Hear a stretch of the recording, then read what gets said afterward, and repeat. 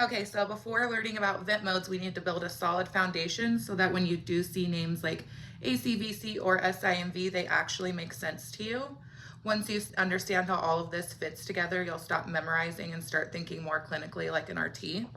I don't know how vents are being taught in your program, but I'm going to teach them in a way that actually makes sense and gets you to the same endpoint. I break mechanical ventilation into 3 different categories. The first one being a full support mode category. The vent is doing all of the work. The second one is partial support modes. The vent helps but lets the patient do some of the work.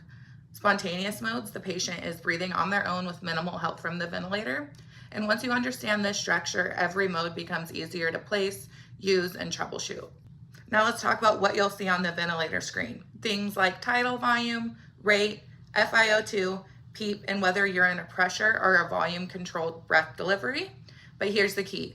What you're setting depends on the mode you're in. Some modes let you control the volume, others let you control the pressure, and some do a mix of both. Understanding which settings apply to which modes is how you go from guessing to knowing what you're actually doing when it comes to ventilating.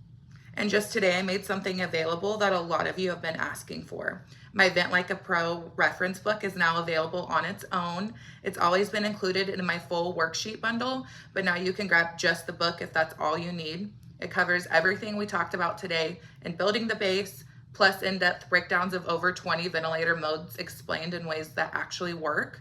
It's only $10, and people have already been messaging me and saying it's helped them finally understand vents. So if you want a quick, simplified vent guide that's affordable and actually useful, check the link in my bio and make sure you're following.